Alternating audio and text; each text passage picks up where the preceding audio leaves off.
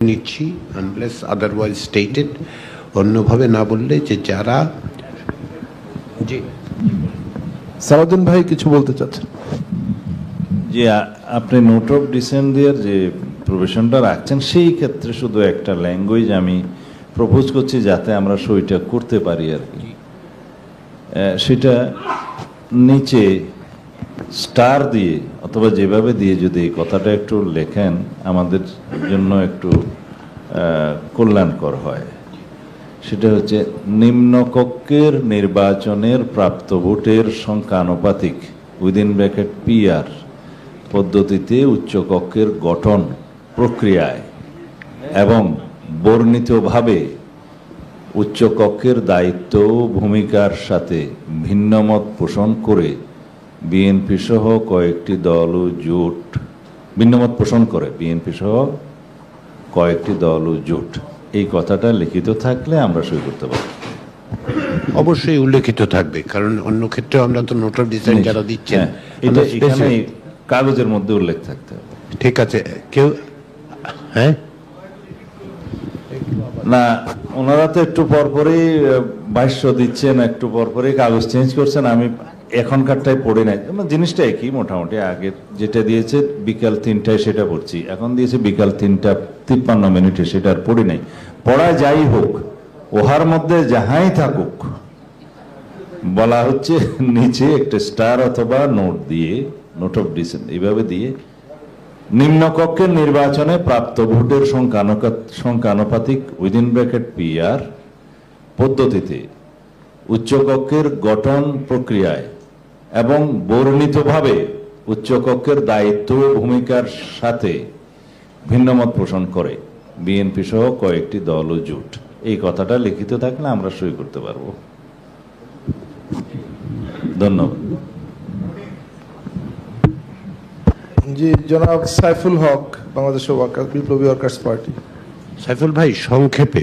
জি, আপনারা যে সর্বশেষ যে প্রস্তাব দিয়েছেন, আপনারা তো প্রতি মুহূর্তে মুহূর্তে আমাদের মতামতের প্রেক্ষিতে আপনারা নতুন নতুন প্রস্তাব দিচ্ছেন, ভালো, আমি ইতিবাচকভাবে দেখছি। সর্বশেষ যেটা দিয়েছেন যে উচ্চকক্ষের মেয়াদ মানে 5 বছর, উচ্চকক্ষেরও মেয়াদ হবে 5 বছর। তো প্রাসঙ্গিকভাবে যে প্রশ্নটা এখানে করি, এটাকে ব্যাখ্যা নিশ্চয় করবেন। আগামী ত্রয়োদশ জাতীয় সংসদে নিম্নকক্ষের এই নির্বাচনের পরে এর পরপরে কি এবারে কি বা এই উচ্চকক্ষ গঠিত হবে, এ ব্যাপারে আপনারা কোনো কিছু ভেবেছেন কিনা, এটা একটা প্রশ্ন। 2 নম্বর হচ্ছে যে নারীদের ব্যাপারে যেটা আপনারা একটা উল্লেখ করেছেন, যে যেটাকে আমি খুব ইতিবাচক মনে করি, যেটা আমাদের প্রথম প্রস্তাবনায় আমাদেরও ছিল, বিভিন্ন রাজনৈতিক দলেরও ছিল, নিম্নকক্ষের প্রার্থিতার নাম যখন যাবে তখন উচ্চকক্ষেও মানে সংখ্যানুপাতিক পদ্ধতিতে যেটা হবে তাদের নামও দেশবাসী জানতে পারবেন। দলগুলো তাদের উচ্চকক্ষের প্রার্থিতার তালিকা উল্লেখ করবেন, এটা আপনারা খুব ইতিবাচকভাবে এটা আপনারা উল্লেখ করেছেন। 3 নম্বর যেটা উল্লেখ করি, আপনারা বলেছেন তালিকায় কমপক্ষে 10% নারী থাকতে হবে।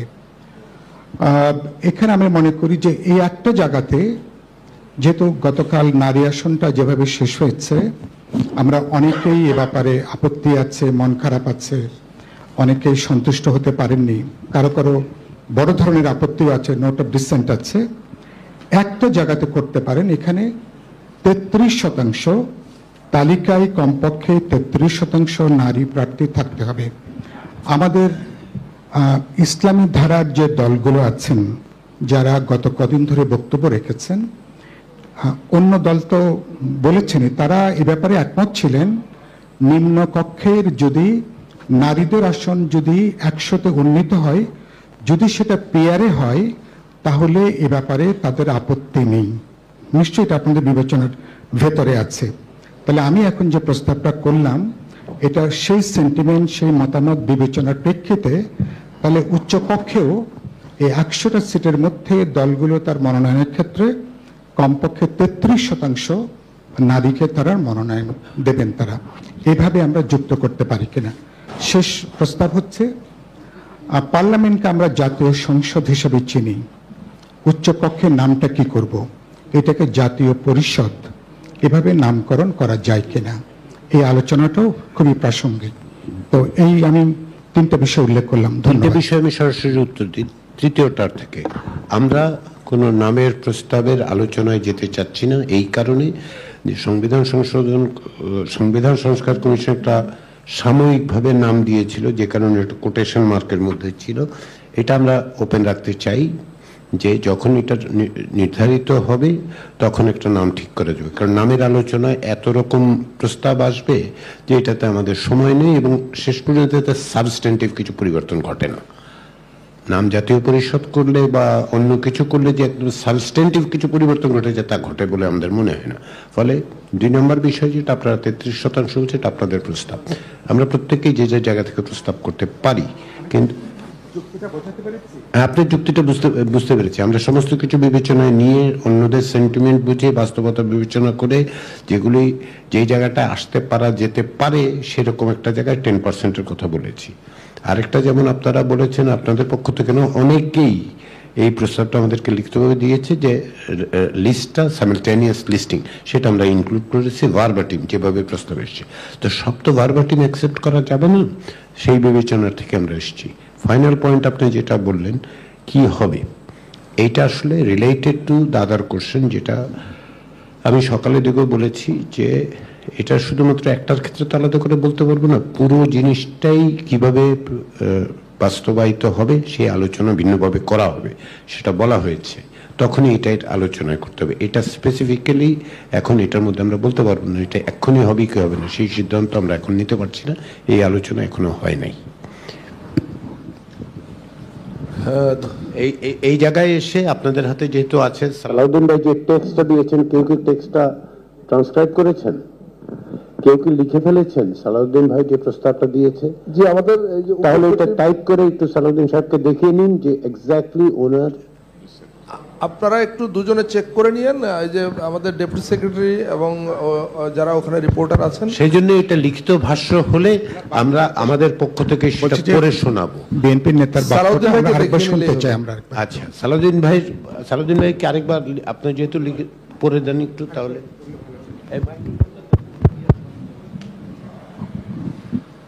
নিম্নকক্ষের নির্বাচনে প্রাপ্ত ভোটের সংখ্যানুপাতিক উইদিন ব্র্যাকেট PR পদ্ধতিতে উচ্চকক্ষের গঠন প্রক্রিয়ায় এবং বর্ণিতভাবে, মানে এই টেক্সটে বর্ণিতভাবে আর কি যেটা দিয়েছেন, বর্ণিতভাবে উচ্চকক্ষের দায়িত্ব ও ভূমিকার সাথে ভিন্নমত পোষণ করে বিএনপি সহ কয়েকটি দল ও জোট।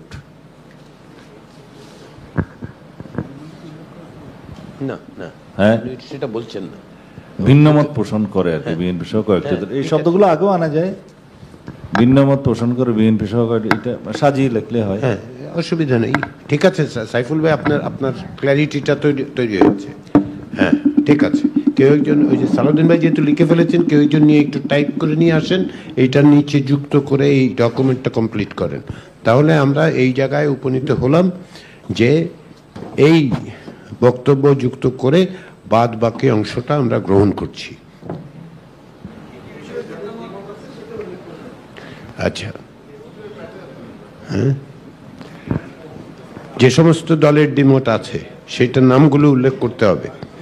আচ্ছা, ঠিক আছে, আমরা প্রিন্স ভাই, আপনাদের কি নোট অফ ডিসেন্ট আছে এটাতে? হ্যাঁ ঠিক আছে, মানে আপনারা আলোচনায় অ্যাবসেন্ট থাকবেন বলেছিলেন, আপনাদের প্রতিনিধি বলেছিল যে আলোচনায় আপনারা। আচ্ছা ঠিক আছে, না সেই জন্য আমি একটু নিশ্চিত হয়ে নিলাম। হ্যাঁ ঠিক আছে, তাহলে মাননীয় সহসভাপতি, আমরা এটা উল্লেখ করব যে কয়েকটি রাজনৈতিক দল এই আলোচনায় অনুপস্থিত, মানে উপস্থিত থাকবেন, অ্যাবসেন্ট বলে মার্ক করেছেন।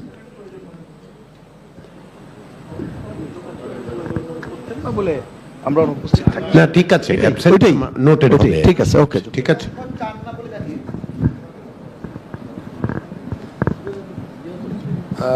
জনাব মঞ্জুরুল ইসলাম, বিষয়টা নিষ্পত্তি এভাবেই হলো, সকলে একমত দ্বিকক্ষ প্রতিষ্ঠায়। 2 ধরনের মত আছে, যারা সংখ্যানুপাতিক তারা এইগুলো গ্রহণ করেছে, বিএনপি সহ কয়েকটি জোট তারা এক দল ও জোট মানে যে টেক্সটটা আসবে সেটা, আর কয়েকটি দল আলোচনায় অ্যাবসেন্ট থেকেছে। জি বাস। জি আমরাও জি আমি একটু জি আমি এইটা ওনারা বলেছেন যে এটাতে যারা প্রথম হয়তো বলা হচ্ছে যে প্রায় সকল দল একমত হয়েছে, মানে চাই এই দাবি আমরা তো তৈরি করছি না আমরা। যে আপনার কি ভিন্ন কোনো, আমরা শুরু থেকেই মানে আপনি ডিসেন্ট দিবেন? জি আমরা জানা গেল না, শুরু থেকেই আমরা উচ্চকক্ষ আপাতত আমরা নাই এটার সাথে, এটার সঙ্গে আপনারা নাই। জি মানে এমনকি বিএনপির যে প্রস্তাব সেটার সঙ্গে আপনারা একমত না, উচ্চকক্ষের সঙ্গে আমরা চাই আরো একটা টার্ম অপেক্ষা করতে। জি, অনেক ধন্যবাদ। জনাব ডাক্তার মিজানুর রহমান। তাহলে প্রথম বাক্য যেটা যে সকলে উচিত, এর মধ্যে আপনারা আছেন, সরি আমি আঙ্গুল তুলে কথা বললাম, এটা মাফ করবেন, সেটা সঠিক হয়নি আমার। এর বাইরে আর যে সমস্ত দল যারা ওই প্রথম আলোচনায় নাই তাদের কথা উল্লেখ করা হবে, ঠিক আছে? আমাদের যে এই বিপক্ষে ওইখানে আমরা নামই দিয়ে দেবো, অসুবিধা নেই, ঠিক আছে? মাননীয় সভাপতি, আমরা গণফোরামের পক্ষ থেকে উচ্চ কক্ষের আমরা প্রথমে বিরোধিতা করেছিলাম, পরবর্তীতে উচ্চ কক্ষ প্রতিষ্ঠার ব্যাপারে আমরা সহমত পোষণ করেছিলাম। এখনো উচ্চ কক্ষ গঠনের পক্ষে, কিন্তু গঠন প্রক্রিয়া এবং যে তার যে মানে ক্ষমতা এবং এখতিয়ার, এটা নিয়ে প্রথমেও আমাদের কথা ছিল, এবং এখন এর যে গঠন প্রক্রিয়া এবং যে এখতিয়ার দেওয়া হয়েছে সেটার সাথে আমরা ভিন্ন মত। এটা ব্যাখ্যায় আমি যাচ্ছি না, কারণ সেই সুযোগও নাই। আপনারা উচ্চ কক্ষ প্রতিষ্ঠার পক্ষে সংখ্যানুপাতিক, মানে ভোটের সংখ্যানুপাতে উচ্চ কক্ষ প্রতিষ্ঠার পক্ষে কি ওই জায়গায় এগ্রিমেন্ট আছে, কিন্তু ফাংশনস নিয়ে আপনাদের আপত্তি আছে? না, আমরা যে প্রক্রিয়া যে প্রস্তাবটা দেওয়া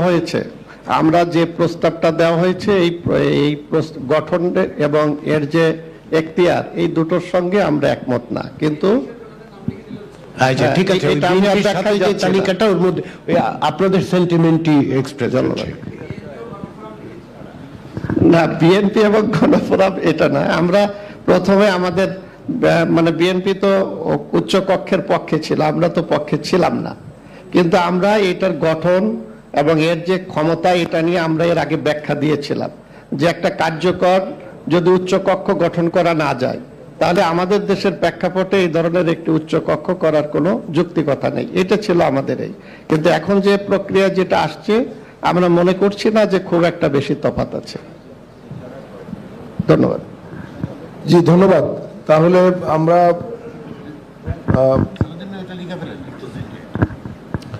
মাননীয় সহসভাপতি, আমরা এই স্লাইডটাকে একটু দেন, আমরা পরের বিষয়ে যাচ্ছি। মানে আমি এটা একটু ক্লিয়ার করি মাননীয় সহসভাপতি, সেটা হলো ভিন্নমত এখানে বাংলাদেশ জাতীয়তাবাদী দল বিএনপি, জাতীয়তাবাদী সমমনা জোট, 12 দলীয় জোট, জমিয়তে ওলামায়ে ইসলাম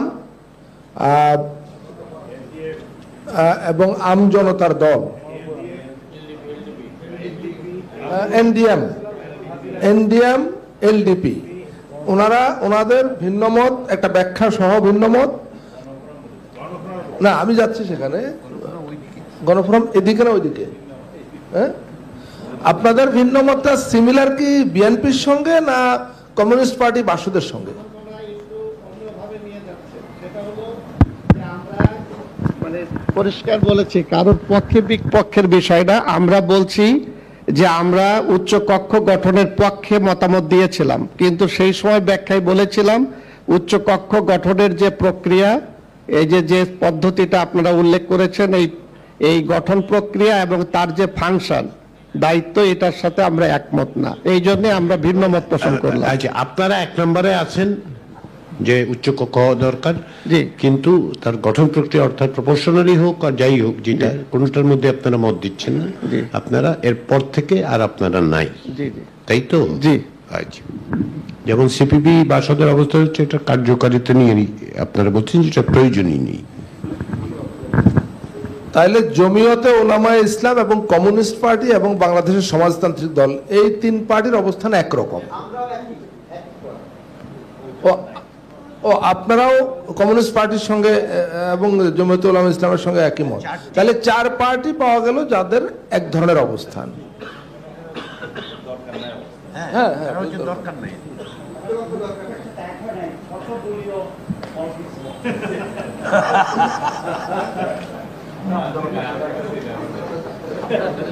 তো এটা যারা নোট নিচ্ছেন আমাদের কমিশনের তরফে, তারা এই জিনিসটা একটু ক্লিয়ারলি নোট নেবেন যে এখানে 3 ধরনের ভিন্ন মত আছে। 3 ধরনের ভিন্ন মতগুলো আপনারা একটু নোট নেবেন।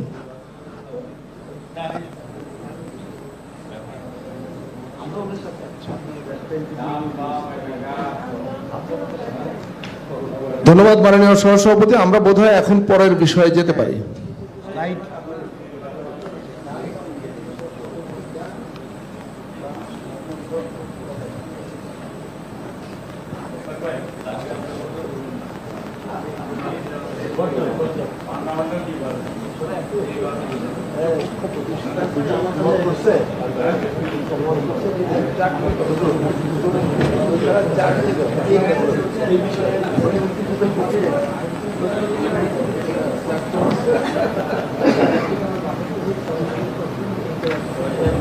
সহসভাপতি, আমরা এখন রাষ্ট্রপতি নির্বাচন পদ্ধতিতে আলোচনা, মানে পদ্ধতি নিয়ে আলোচনায় যেতে পারি। জি, ওই টেক্সটটা দেয়া হয়েছে কি রাষ্ট্রপতি নির্বাচন পদ্ধতি সম্পর্কিত প্রস্তাব, সর্বশেষ খসড়া প্রস্তাব আপনাদের হাতে পৌঁছেছে হয়তো।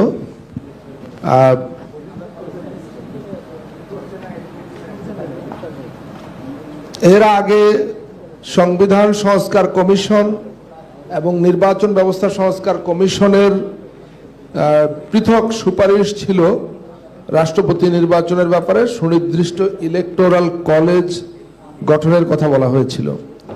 তো ইতিপূর্বে একাধিক দফায় সে বিষয়ে আলোচনার প্রেক্ষিতে কমিশন এখন একটি পরিবর্তিত বা সংশোধিত প্রস্তাব হাজির করেছে আপনাদের সামনে, এবং এটা আপনারা যারা হাতে পেয়েছেন তারা দেখতে পাচ্ছেন যে এখানে বলা হচ্ছে যে আইনসভার উভয় কক্ষের, মানে নিম্ন কক্ষ ও উচ্চ কক্ষ, এই 2 কক্ষের সদস্যদের গোপন ভোটে সংখ্যাগরিষ্ঠতার ভিত্তিতে রাষ্ট্রপতি নির্বাচিত হবেন।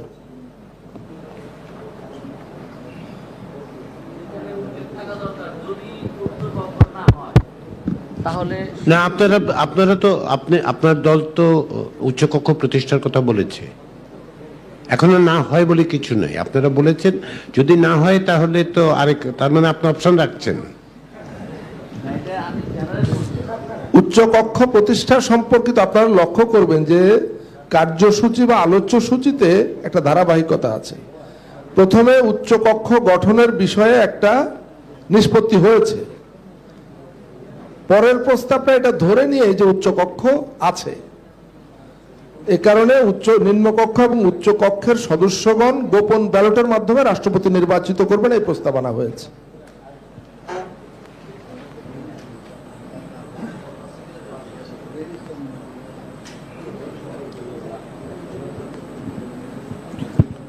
এবং এটা করবার জন্য সংবিধানে কি কি ধরনের সংশোধনী বা সংযোজনী প্রয়োজন হবে সে বিষয়ে বলা আছে এই টেক্সটে। এই প্রস্তাবের সঙ্গে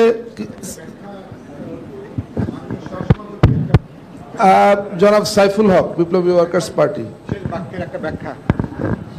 আপনারা শেষ বাক্যে যেটা উল্লেখ করেছেন যে রাষ্ট্রপতি নির্বাচনে প্রার্থী হবার ক্ষেত্রে বিদ্যমান সংবিধানের অনুচ্ছেদ এত বলে প্রযোজ্য হবে, এবং রাষ্ট্রপতি পদে প্রার্থী হবার সময় কোনো ব্যক্তি কোনো রাষ্ট্রীয়, সরকারি বা রাজনৈতিক দল বা সংগঠনের পদে থাকতে পারবেন না।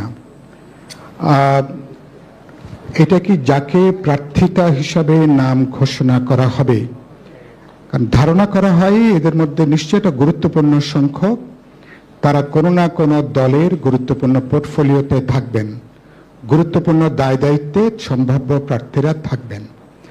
তার মানে যখনই কোন দল তার নাম প্রার্থী হিসাবে সিলেক্ট করছেন, তাহলে তাকে তার আগেই তার স্ব দল থেকে তাকে রিজাইন করতে হবে। ব্যাপারটা কি এরকম, নাকি তিনি আফটার বিং ইলেক্টেড, যখন তিনি নির্বাচিত হয়ে রাষ্ট্রপতি হচ্ছেন, তখন তিনি আর কোন দলের প্রতিনিধিত্ব থাকছেন না? এটা একটু পরিষ্কার না, এটা করে। পরিষ্কার পদে প্রার্থী হওয়ার সময়, নির্বাচিত হইবার পরে না, প্রার্থী রাষ্ট্রপতি প্রার্থী হওয়ার সময়, অর্থাৎ বাই দ্য মোমেন্ট আপনি যখনই বললেন যে আপনি সাইফুল হক যখন প্রার্থী হচ্ছেন, তখন আপনি আর কোনো অবস্থাতেই আপনার দলের, আমি আপনাকে ব্যবহার করছি উদাহরণ হিসেবে, না, না, জি। যে আপনি বিপ্লবী ওয়ার্কার্স আমাকে বলাটা আপনার জন্য সুবিধা আছে, আমাকে বলাটা আপনার জন্য আমি কিছু মনে করবো না। হ্যাঁ, ঠিক আছে, ওই কারণেই সহজে আপনাকে বলি। আচ্ছা, রাইট। অন্য কাউকে বললে আবার একটু রিয়াক্ট করে দিতে হবে। সেই। আপনি সাইফুল হক যখনই রাষ্ট্রপতি হিসেবে প্রার্থী হবেন, তখন আপনি আর বিপ্লবী ওয়ার্কার্স পার্টির কোনো দায়িত্বে থাকতে পারবেন না। এটাই আমার।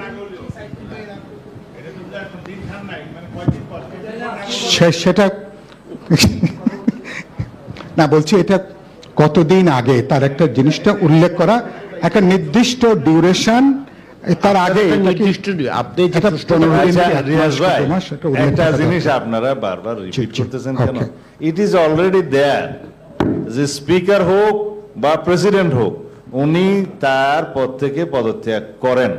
এখন আগে করবেন না পরে করবেন সে প্রশ্ন আসছে, তো আপনি বলতে পারেন যে আগে করবে, আগে করবে যদি পদে থাকে। সেটাই বলেছি আমরা। হ্যাঁ, তিনি প্রার্থী অলরেডি এটি এস্টাবলিশ, এখনো তাই। তিনি প্রার্থিত হবার কতদিন আগে এই জিনিসটা আজকে ওইটা বাদ দেন না, আজকে গুরুত্বপূর্ণ না হলেও ভবিষ্যতে 15 দিন আগে রিজাইন করলে গুরুত্বপূর্ণ। পরে বেচারা প্রেসিডেন্ট হতে পারলো না, ওইটাও গেছে, এটাও আমি গেছে। আমি আমি বলি, আমার এই অভিজ্ঞতা, বাংলাদেশে আমরা এই অভিজ্ঞতাটা দেখেছি আর কি, এই জন্য একটা যদি সাইফুল ভাই এখানে একটু সময়টা ক্ষমা উল্লেখ করে করেন, দেন, ভালো হয়। যে করার সময় প্রতিদ্বন্দ্বিতা করার সময় না থাকলে হইলো, কারণ এখন পার্টিগুলোর তো ঠিক নাই মন মেজাজ, দুদিন পরে কাকে দিবে, একজন পদত্যাগ করে ফেললো, পরে দেখা গেল যে উনি কনসিডার্ড হইলো না, সেই জন্য এবং আমি এবং করার আগে, এবং সাম্প্রতিককালে প্রার্থিতা হওয়ার আগে, এবং সাম্প্রতিককালে আমাদের এক নমিনেশন পেপার দেওয়ার আগে, এবং সাম্প্রতিককালে আমাদের এক বন্ধুরও এরকম পরিণতি হয়েছিল। সম্ভাব্য উপদেষ্টা মণ্ডলীতে যাবেন, তারপর দেখা গেল যে আমরা আমরা আমরা আমরা তার আগের সার্ভিসটাও হারালাম, আমরা পরের সার্ভিসটাও পেলাম না। আমি তো সেই জন্যই বললাম সাইফুল ভাইকে উদাহরণ হিসেবে ব্যবহার করলাম।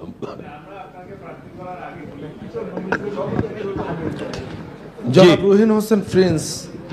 আমার সংক্ষেপে প্রথমত আমি ধন্যবাদ জানাই এই কারণে যে রাষ্ট্রপতি নির্বাচন নিয়ে এখানে অনেক যে প্রস্তাব ছিল, কিন্তু যে প্রস্তাবগুলো এনেছেন সেটা সেন্টিমেন্টকে প্রথমে ধারণ করে, এইভাবে পয়েন্টগুলো আগালে ভালো হয়, এটা ধন্যবাদ জানাই। দ্বিতীয়ত হচ্ছে আমি খালি একটু নিজেই মনে করতে চাই, আমরা যে একটা যে পরিবর্তনের আকাঙ্ক্ষা নিয়ে এখানে করছি এবং রাষ্ট্রপতির কতগুলো ক্ষমতা সেটা বাড়ানোর বিষয়েও বলছি, তার মানে আলটিমেটলি একজন রাষ্ট্রপতিকে আমি দল নিরপেক্ষ, রাজনীতি নিরপেক্ষ বলছি না, সেটা হইতে হবে। সেটা না হলে কিন্তু আপনি যে সংস্কারের আলোচনা আমাদের বিবেচনায় সেটা খুব গ্রহণযোগ্য ইচ্ছা করলেও পারবো বলে আমার কাছে মনে হয় না। দল নিরপেক্ষ হতে হবে, সেই জন্য একেবারে কংক্রিট কথা, যেমন উচ্চকক্ষ নিম্নকক্ষ নিয়ে আমাদের কথা বলেছে, এটা লিখলে ভালো হয় যে যে উভয় কক্ষের এখানে ব্র্যাকেটে যদি 2 কক্ষ প্রতিষ্ঠা করা হয় তাহলে আর এই জটিলতা থাকে না। আর শেষের লাইনের আগের লাইন, রাষ্ট্রপতি পদে প্রার্থী হওয়ার আগে অন্তত 5 বছর কোনো ব্যক্তি কোনো রাষ্ট্রীয় সরকারি বা রাজনৈতিক দল বা সংগঠনের পদে থাকতে পারবে না, এই মর্মে অনুচ্ছেদের 48(4) ঘ যুক্ত হবে। এটা আমাদের কংক্রিট প্রস্তাব, এটা 5 বছর করা উচিত। ধন্যবাদ সবাইকে। ধন্যবাদ জনাব রুহিন হোসেন প্রিন্স। আপনার আগে জনাব সৈয়দ হাসিবুদ্দিন হোসেন হাত তুলে আছেন। আসসালামু আলাইকুম। আসলে এখন যদি প্রস্তাব করা হয় নতুন নতুন, আমরা তো এগুলি নিয়ে আলাপ করছি, একটা প্রস্তাব এমন একটা বুদ্ধিমান প্রস্তাব আসবে যেটা আমরা সবাই রাজি হয়ে যাব, এটা ভাবাটা আসলে যৌক্তিক না। আমরা এগুলো অনেক আলাপ হয়েছে। আমি আবারও আমাদের কমিশনকে মানে মনে করাই দিই, কমিশন একটা প্রস্তাব বলছিলেন যে রাজি নাকি রাজি না। আমরা যেহেতু আজকে শেষ দিনে আছি, রাজি এবং রাজিনার দিকেই আমি আবারও বলছি যে সেদিকে যান। এখন প্রস্তাব দেওয়ার এই জায়গায় খুলে দিলে সবাই আমরা যে কাউকে এখানে বললে 10টা প্রস্তাব দিতে পারবে। ধন্যবাদ। না, আমি সাইফুল ভাই, থ্যাংক ইউ আসিফ। সাইফুল ভাই যেহেতু 3টা পয়েন্টেড কোশ্চেন করেছিলেন, আমি পয়েন্টেড রেসপন্স দেওয়ার চেষ্টা করেছি, এবং সেই ক্ষেত্রে আমরা কিন্তু প্রপোজাল ওপেন করছি না। উনি ওনার মতো করে বলেছে, একটা এক্সপ্লানেশন চেয়েছিলেন তো যে হওয়ার আগে, সেই জন্য আমরা বলেছি প্রার্থী হওয়ার সময় যখন হবে। 5 বছরের প্রস্তাবটা সিপিবির পক্ষ থেকে তোলা হয়েছে, কিন্তু সেটার জায়গায় আমরা যাচ্ছি না আর কি। আমরা বলছি যে এই প্রস্তাবের মানে ধরুন কখনো কখনো আবার কিছু মানে পজিটিভ সাইডও আছে। সেটা হচ্ছে যে আজকে আমরা যখন উচ্চ কক্ষর বিষয় নিয়ে আলোচনা করতে গিয়ে আলোচনাটা বন্ধ করার পরে স্লিপ পাওয়া গেল, কিছু কংক্রিট সাজেশন, সেগুলো অ্যাড করা গেছে। তো এই ক্ষেত্রে আমার মনে হয় না যে আর কিছু অ্যাড করার কোনো রকম সুযোগ আমরা রাখতে পারছি। আমরা এক্সিস্টিং অবস্থার থেকে এইটুকু অ্যাড করছি যেটা ছিল ইমপ্লাইড। মাননীয় সহসভাপতি ডাক্তার সৈয়দ আব্দুল্লাহ মোহাম্মদ তাহের ভাই কিছু বলতে চাচ্ছেন। জি, আসসালামু আলাইকুম। আমি মেবি রং, কারণ মাঝে মধ্যে আমি অ্যাবসেন্ট ছিলাম, সেই লিমিটেশনটা উল্লেখ করেই বলতে চাচ্ছি। কমিশনের প্রথম যে প্রস্তাবটা ছিল রাষ্ট্রপতি নির্বাচনের জন্য, এটা একটা এক্সটেন্ডেড ছিল। আজকেরটা তো একেবারেই খুব কনসাইজ একটা প্রস্তাব। ওটা কি আগে নাকচ হয়ে গেছিল ওইটা, নাকি আপনার নতুন করেই এই প্রস্তাবটা এই শেপে এবং এই ফর্মে আনছেন? আমরা এই ফর্মে শেপে আনছি কারণ এই যে ইলেকট্রাল কলেজে যে প্রস্তাবটা ছিল সেখানে দুইটা ছিল, তো যে একটা এক্সটেন্ডেড ওয়ান আর একটা হচ্ছে লিমিটেড ওয়ান। তো কোনো জায়গায় আমরা যেতে পারছি না এই কারণে যে এক্সটেন্ডেডটার কতগুলি ডিমেরিটস আইডেন্টিফাইড হয়েছে। একটা large number of political party সেটা অপোজ করেছে, যে এক্সটেন্ডেড ফর্ম যেটাকে কেউ আরবিট্রারিলি বিডি মেম্বারশিপ বলেছে, আবার কেউ আমরা একটা শর্টার ভার্সনের কথা বলেছিলাম, সেটা হচ্ছে যে কাউন্সিল তৈরি করে একটা ইলেকট্রাল কলেজ। সেক্ষেত্রে আমরা মানে সংখ্যাগরিষ্ঠতার বিবেচনায় বা যৌক্তিকভাবে ওই জায়গায়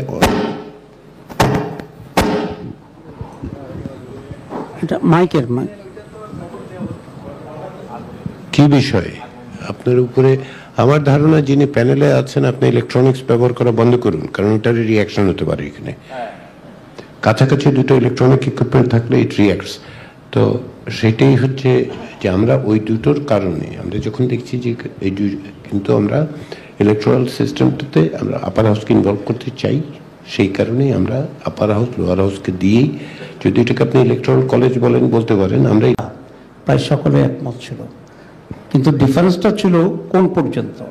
কেউ বলেছে ইউনিয়ন কাউন্সিল, কেউ বলছে উপজেলা, কেউ বলেছে ডিস্ট্রিক্ট কাউন্সিল, এইরকম। কিন্তু ওটাকে মাইনাস করে দিয়ে একেবারেই আপনি আগেকার ট্র্যাডিশনাল যে সিস্টেমটা সেটাকে নিয়ে আসার ব্যাপারে কিন্তু তেমন আলোচনা ছিল না, সম্ভবত অ্যাকসেপ্ট বিএনপি অথবা বাকি যেটা বিএনপি, যেটা আমার স্মরণ আছে আর কি, অথবা বিএনপির যারা এলি আছে তাদের কয়েকজন এখানে। কিন্তু মেজরিটি এক্সটেন্ডেড ইলেকট্রাল কলেজের ব্যাপারে ছিল।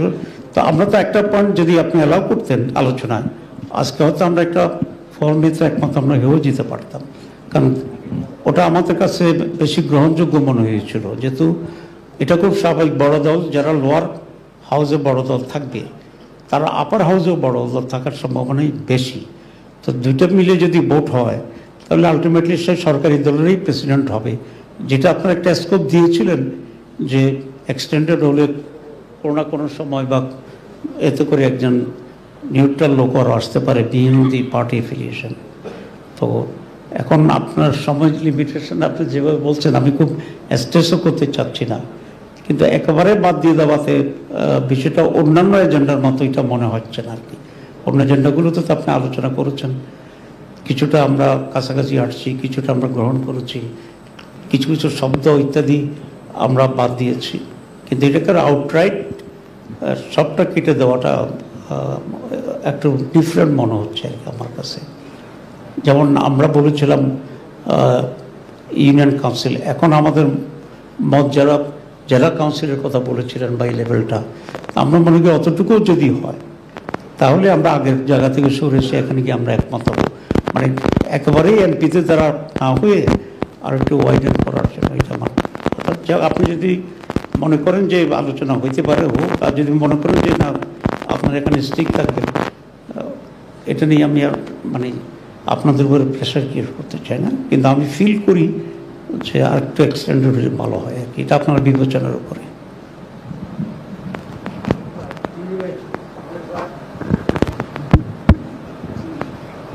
জনাব আশরাফ আলী এখন পরে আসছি আপনার কাছে।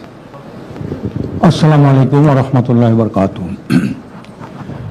দীর্ঘ 23 দিন পর্যন্ত বোধহয় এই আলোচনা চলছে জাতির এক ক্রান্তি লগ্ন থেকে জাতিকে উদ্ধার করার জন্যে, রাহু গ্রাস থেকে মুক্তি করার জন্য আমরা এই আলোচনা বসছি। এখানে একটা জিনিস বুঝে আসে না, বাংলাদেশের একজন রাষ্ট্রপতি থাকবেন যিনি আইন অনুযায়ী আইনসভার উভয় কক্ষের নিম্নকক্ষ উচ্চকক্ষ সদস্যদের গোপন ভোটে সংখ্যাগরিষ্ঠতার ভিত্তিতে নির্বাচিত হবেন। আমরা উচ্চকক্ষের আলোচনা করলাম, উচ্চকক্ষ কেমন হবে তাও বুঝলাম, কিন্তু নিম্নকক্ষটা কেমনে হবে এই নিয়ে কোনদিন এই 23 দিনের মধ্যে কোনো আলোচনা শুনলাম না। কাজে এই জন্যে আমি চাই হাউজের পক্ষ থেকে যে উচ্চকক্ষের আলোচনা 3 দিন 4 দিন পর্যন্ত হচ্ছে, নিম্নকক্ষের আলোচনায় 23 দিনের মধ্যে একটা দিনও আসলো না, নিম্নকক্ষটা কেমনে হবে? কাজে আমি মনে করি নিম্নকক্ষটা আগে সেটেল হোক, নিম্নকক্ষটা কেমনে হবে, তারপরে আমরা রাষ্ট্রপতিকে অধিকাংশ ভোট হবে, সংখ্যাগরিষ্ঠ ভোট হবে না 2/3 ভোট হবে না আমরা পরে দেখবো, কিন্তু আমরা এই নিম্নকক্ষের আলোচনা আনতে চাই, নিম্নকক্ষ নির্বাচনটা কেমনে হবে। ধন্যবাদ। আমি একটু জনাব মিজানুর রহমান সাহেবের কাছে।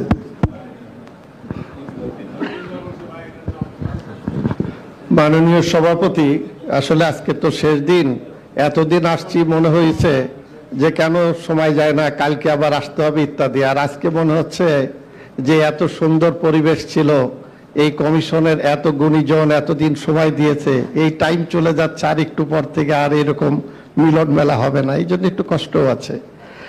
আচ্ছা, আমি এখানে বলছি যে নিম্নকক্ষ উচ্চ কক্ষ কমা যদি উভয় কক্ষ প্রতিষ্ঠিত হয়, এর একটু সংযোজন এনে এই যে কমিশন যে প্রস্তাব আজকে আমাদের কাছে দিয়েছে, এটা আমার দল গণফোরাম যথার্থ মনে করে, এর সাথে আমি একমত। ধন্যবাদ। জনাব ফরিদুজ্জামান ফরহাদ, মাইক্রোফোন দিয়ে। বিসমিল্লাহির রহমানির রহিম। নিম্নকক্ষ এবং উভয় উচ্চকক্ষ যদি প্রতিষ্ঠিত হয়, তারপরে এই রাষ্ট্রপতি গোপন ব্যালট বাক্সের মাধ্যমে নির্বাচিত করবে, এতে আমরা একমত আছি, গোপন। আর এখানে ব্যাপারটা হচ্ছে ওই যে 5 বছর 3 বছর এটা না, যখন ক্যান্ডিডেট হবে তার জাস্ট পূর্ব মুহূর্তে 2 ঘন্টা পূর্ব মুহূর্তে হলেও কোনো সমস্যা নেই। আর নাম্বার 3 হচ্ছে আমাদের হাউজে যে বিষয়টা আছে সেই বিষয়টা নিয়ে আলোচনা করলে টাইমটা কমবে এবং আমরা আমাদের প্রবলেমটা তাড়াতাড়ি সমস্যা সমাধান করতে পারবো। যেটা হাউজে নাই সেটা নিয়ে আলোচনা করা ঠিক না, এবং আপনারা সেটা নিয়ে আলোচনা করার জন্য উৎসাহ করবেন না এবং সাথে সাথে বিরত করবেন। ধন্যবাদ। জনাব রেদওয়ান আহমেদ, মাইক্রোফোন দিয়ে।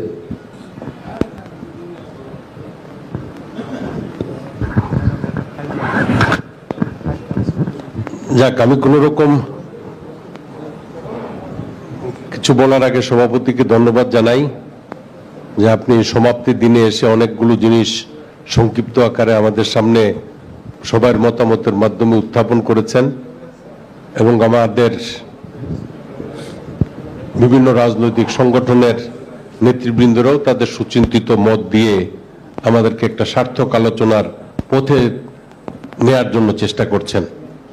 তবে এই রাষ্ট্রপতি নির্বাচন পদ্ধতি নিয়ে কিছু বলার আগে, আমরা দীর্ঘদিন একসাথে বিভিন্ন রাজনৈতিক দলের নেতৃবৃন্দরা মত বিনিময় করেছি, একে অপরের সাথে সৌজন্যতা বিনিময় করেছি, এবং একে অপরের সাথে একটা সুন্দর সুসম্পর্ক গড়ে ওঠার একটা বড় সুযোগ হয়েছে। তো আমি লিবারেল ডেমোক্রেটিক পার্টির মহাসচিব হিসাবে এই জায়গাতে দীর্ঘদিন এই দলের প্রতিনিধিত্ব করেছি। তো আমাদের সমাপ্তির পরে 5ই আগস্টে তো আমাদের একটা ঐতিহাসিক দিন, 6ই আগস্টে আমি কমিশনের সহসভাপতি, সভাপতিকে তো দাওয়াত দিলে হয়তো উনি যাবেন কিনা, তবু আমি ওনার কাছ পর্যন্ত পৌঁছতে চেষ্টা করব। সহসভাপতি, সম্মানিত সদস্যবৃন্দ, সঞ্চালক মহোদয় এবং আমরা বিভিন্ন রাজনৈতিক দলের যারা নেতৃবৃন্দরা আছি এখানে নাম পাঠিয়েছেন, সবাইকে আমি আমাদের এখান থেকে খুব কাছে ঢাকা ক্লাবে 6 তারিখ রাত 8টায় একটা নৈশভোজের দাওয়াত দিলাম। হ্যাঁ, 6 তারিখ রাত 8টায়। হ্যাঁ, আপনাদের একদম একদম। জি বলেন। আমি আপনাদের কাছে না, যারা যারা আছে, যারা যারা হাউজের আমাদেরকে যারা সহযোগিতা করেছেন, হ্যাঁ, সংশ্লিষ্ট সবাইকে, রাজনৈতিক দলের সদস্য, কমিশনের সদস্য এবং আমাদেরকে যারা বিভিন্ন দপ্তর থেকে সহযোগিতা দিয়েছেন, প্রতিনিয়ত উপস্থিত থেকেছেন, তাদেরকে আমি মিস্টার এন্ড মিসেস, মিস্টাররাই তো বেশিরভাগ এখানে, আমার এক ছোট বোনও আছেন, তিনি তার পতিকে নিয়ে বা বরকে নিয়ে আসবেন।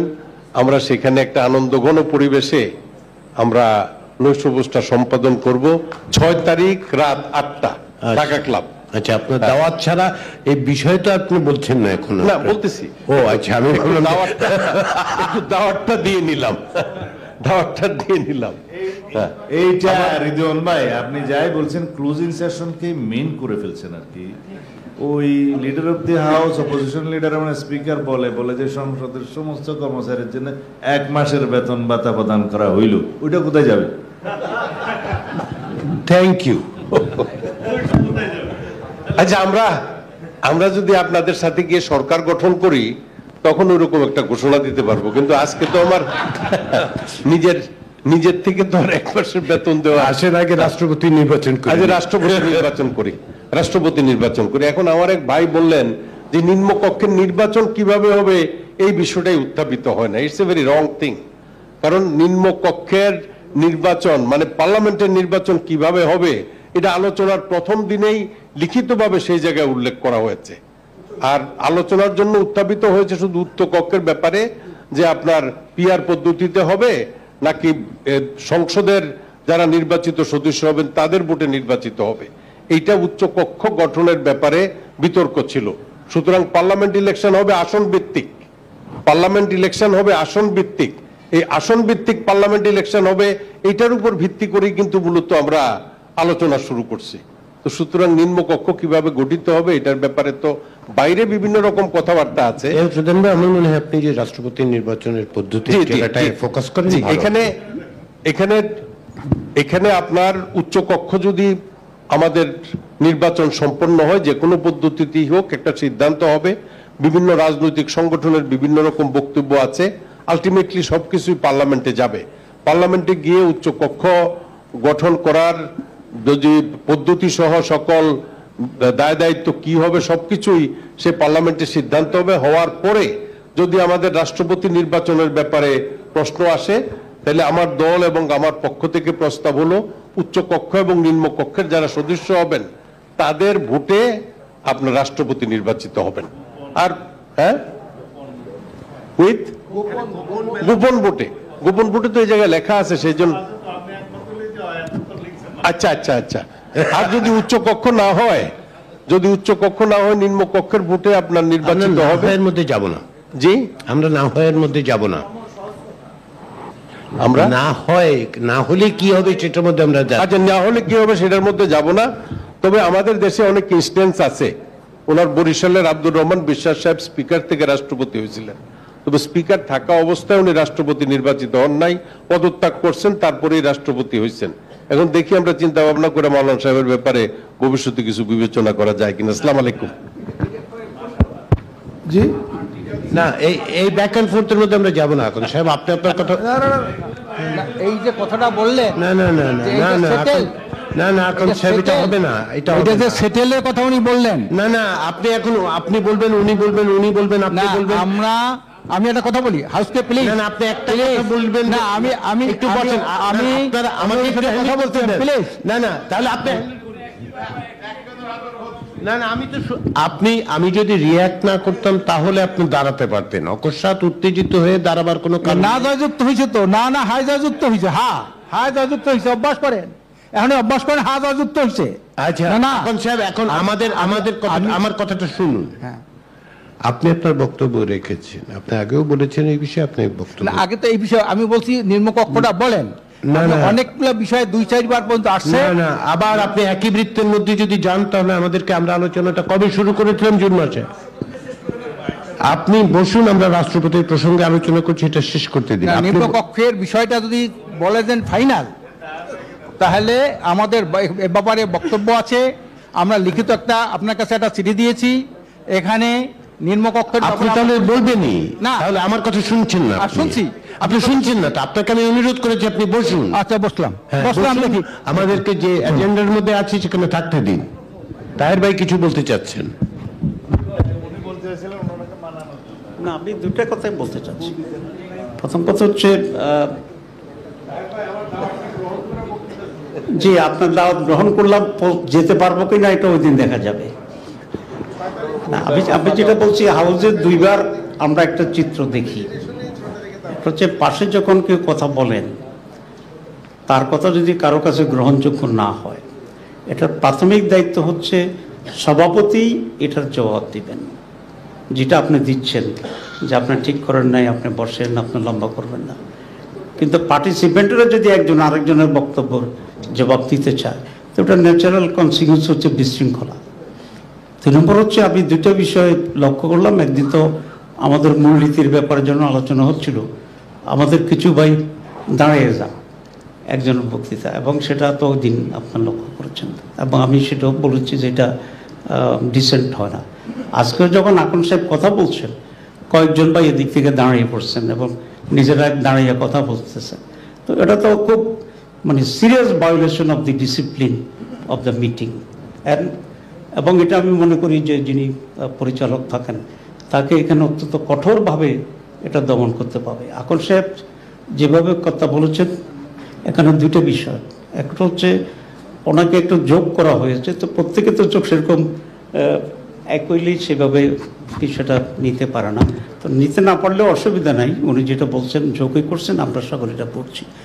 কিন্তু উনি আরেকটা দাবির কথা বলেছেন, এটা অত্যন্ত সিরিয়াস দাবি ওনার। আপনাকে এজেন্ডা করার জন্য লিখে দিয়েছে, মৌখিক বলেছে, কিন্তু এজেন্ডা যেহেতু হয় নাই, সেক্ষেত্রে এজেন্ডার বাইরে তো ওনার কথা বলার এখানে খুব গ্রহণযোগ্যতা থাকছে না, এটা ঠিক আছে। কিন্তু উনি যে কথা বলেছেন, সেখানে 3-4 জন দাঁড়িয়ে নিজেরা শাউট করে ওনাকে থামা দিতে চাচ্ছেন, এটা যে প্রপার নয়। এই ব্যাপারে আমি আপনার একটা বক্তব্য চাচ্ছি। ধন্যবাদ তাহের ভাই। আমি সেটা বারবার বলেছি আগেও, যে কোনো পরিস্থিতিতে আমি সবসময় বলি যে আমাকে নিয়ন্ত্রণ করতে দিন। এতদিন পর্যন্ত যেহেতু আমরা করেছি এটা আমি আকন ভাইকেও যেমন বললাম, আগেও একবার বলেছি, পারস্পরিক ব্যাক অ্যান্ড ফোর্থের মধ্যে গেলে এটা শোভনীয় থাকে না। আমরা সকলে এখানে উপস্থিত আছি, আমরা জাতীয়, আমাদের দিক থেকে না হলেও এই কয়েকজনের বাদ দিলে বাকিরা আপনারা আসলে জাতীয় নেতৃবৃন্দ হিসেবে গোটা জাতিকে প্রতিনিধিত্ব করেন।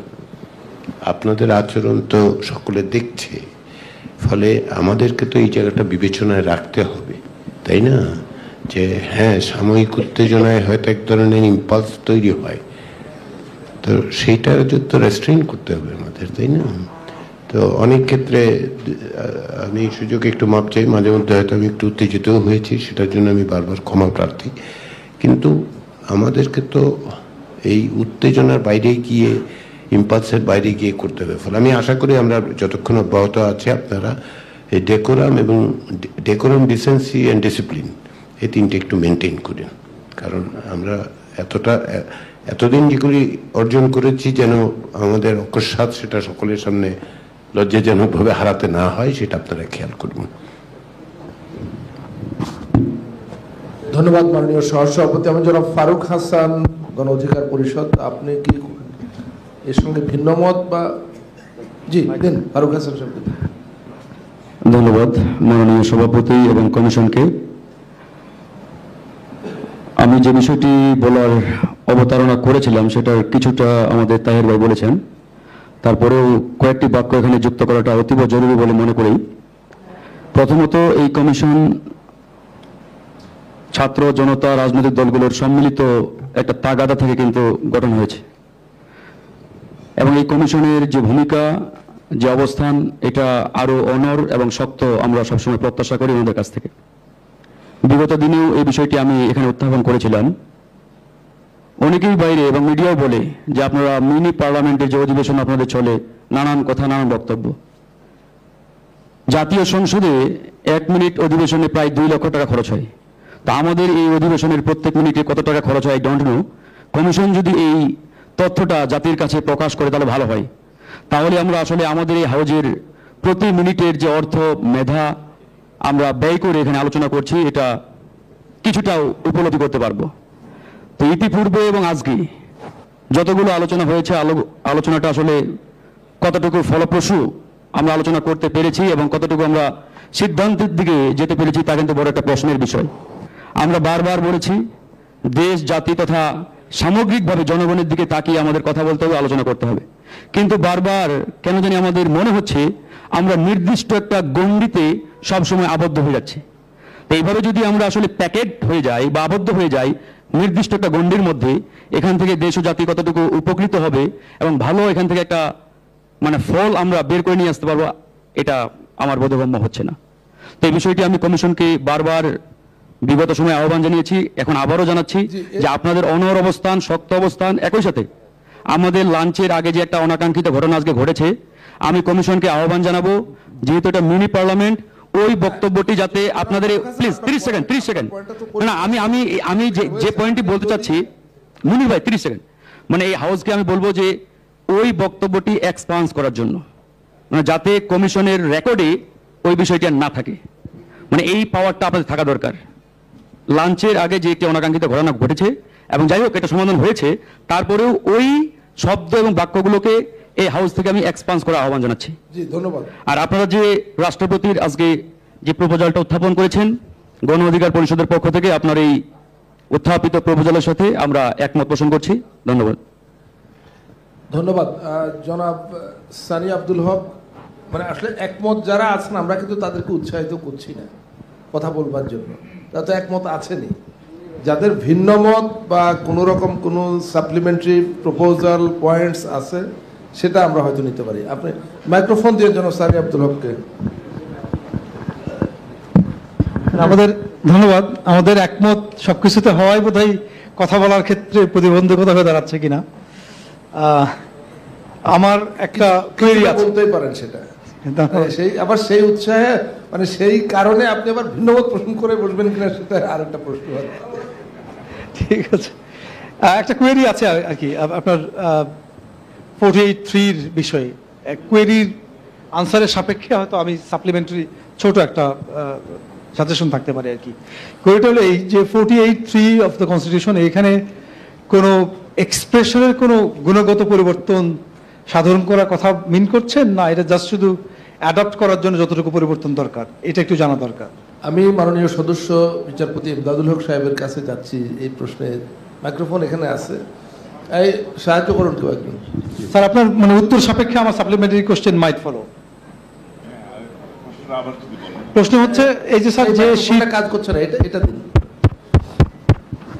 স্যার। প্রশ্ন হচ্ছে যে আমাদের কাছে যে শীট পেয়েছি আমরা আজকে যে রাষ্ট্রপতি নির্বাচনের, ওখানে 3টা প্যারা আছে, তার মাঝখানের প্যারাগ্রাফে লেখা আছে রাষ্ট্রপতির দায়িত্ব বিষয়ে 48(3) অনুচ্ছেদে প্রয়োজনীয় সংশোধনী করা হবে। এখন প্রশ্ন হচ্ছে আমার যে প্রয়োজনীয় সংশোধনী বলতে what do you mean by that? এটা কি জাস্ট এই কোনো অ্যাডপশন, এই যে আমরা যেটার পরিবর্তনের কথা বলছি এটার, না এটার এক্সপ্রেশনের কোনো গুণগত পরিবর্তনের কথা বলছেন? আমি একটু বুঝতে চাই যে পরিবর্তন বলতে কি বুঝিয়েছেন। এটা আমাদের সামগ্রিক অন্যান্য বিষয়ের যে সিদ্ধান্ত কিছু কিছু হয়েছে, তো সেগুলি সহ 48(3) আমাদের সংশোধন করতে হবে। এর মধ্যে আপনার যে আমাদের একটা ইস্যু আছে আজকে, রাষ্ট্রপতির ক্ষমতার বিষয়ক যে পরবর্তী ইস্যুটা আছে, তখন এটা ক্লিয়ার হবে। ইন দ্য মিন টাইম আপনি যে প্রশ্ন করেছেন 48(3)-এর আপনার সাবস্ট্যান্সিয়াল কোনো সংশোধন হবে কি হবে না, এই তো সাবস্ট্যান্সিয়াল সংশোধন আমরা অলরেডি অ্যাটলিস্ট 2টা বিষয় এসে গেছে। সেটা হলো এখন আছে রাষ্ট্রপতি 2টা বিষয়ে সিদ্ধান্ত নিতে পারেন। একটা হচ্ছে প্রধানমন্ত্রী নিয়োগ আর প্রধান বিচারপতি নিয়োগ। তো তার সঙ্গে আমরা বিচার বিভাগ অ্যাজ এ হোল, নির্বাহী বিভাগের প্রভাবমুক্ত করার জন্য আপনার 6th part of the constitution, 6ষ্ঠ ভাগে আমরা বেশ কিছু আপনার সংশোধন প্রপোজ করেছি এবং এগুলো সবাই এগ্রি করেছেন। তো যখন আপনার রাষ্ট্রপতির ক্ষমতা সংক্রান্ত 48(3) সংশোধনের প্রশ্ন আসবে, তখন ওই বিষয়টা এসে যাবে। আর এরপরে আমাদের যে আরেকটা এজেন্ডা আছে, রাষ্ট্রপতির ক্ষমতার কিছু এক্সটেনশন আছে, সেগুলো যখন আমরা সিদ্ধান্ত নেব তখন ওটাও এসে যাবে, ওটাই মিন করা হয়েছে। স্যার, তাহলে সাজেশন যেটা, এটা একটু বলে ফেলি আর কি, যে আমি জানি না বাংলায় কিভাবে লেখা আছে, বাট ইংরেজিটা আমার কাছে ইট মেক্স মোর সেন্স আর কি, যে আমি যেটা বলতে চাই ওটার দিক থেকে চিন্তা করলে। ওখানে লেখা আছে ইন ক্যারিং আউট না, in all of his functions, ব্র্যাকেটে আপনি যেটা দুটো ডেরিভেশন বললেন, ডট ডট ডট, এরপরে ইম্পর্টেন্টলি লেখা আছে এরকম যে the president shall act in accordance with the advice of the prime minister, shall meaning must. তো এই যে expression as it stands now, এটা মানে ইনহারেন্টলি প্রেসিডেন্টকে অলমোস্ট করে ফেলে, সাবসার্ভিয়েন্ট করে ফেলে to the prime minister. The president shall act in accordance with তো ইন অ্যাকর্ডেন্স উইথ মানে কি, you must follow this whatever the prime minister says. আমার পরামর্শ থাকবে এরকম, এটা করা যায় কিনা, can you put this way, যে the president shall act in consultation with the prime minister. আচ্ছা, এটা তো আপনার আমাদের এখন প্রেজেন্ট ইস্যু, কিন্তু রাষ্ট্রপতির ক্ষমতা বিষয়ক যে 48 ওইটা আলোচনা করছি না, আমরা আলোচনা করছি রাষ্ট্রপতির নির্বাচন বিষয়ে। তো ওইটার বিষয়ে আমার মনে হয় আপনার মতামত দিলে বোধহয় ভালো হবে। জি, ধন্যবাদ ধন্যবাদ। আমার মনে হয় প্রেসিডেন্ট নির্বাচন বিষয়ে আর ভিন্নমত নেই।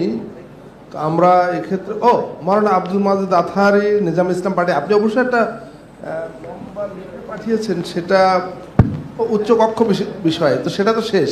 আপনি প্রেসিডেন্ট নির্বাচন বিষয়ে বলবেন।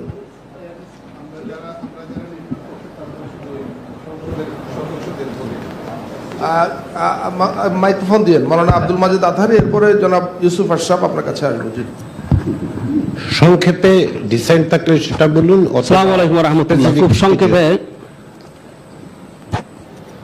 ইতিপূর্বে যে সমস্ত বিষয়গুলো হাউজে আসছিল,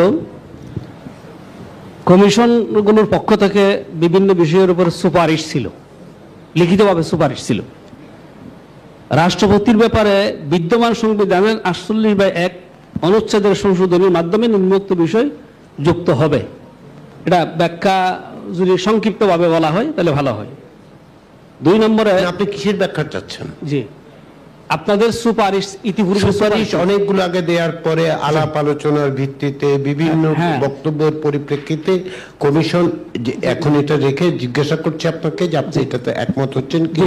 হ্যাঁ, এখানে এই বিষয়টা জানা দরকার যে ওখানে ইলেকটোরাল পদ্ধতি ছিল প্রেসিডেন্ট নির্বাচনের ব্যাপারে, এবং সেই সাথে এই আপনার সংসদের উচ্চকক্ষ নিম্নকক্ষের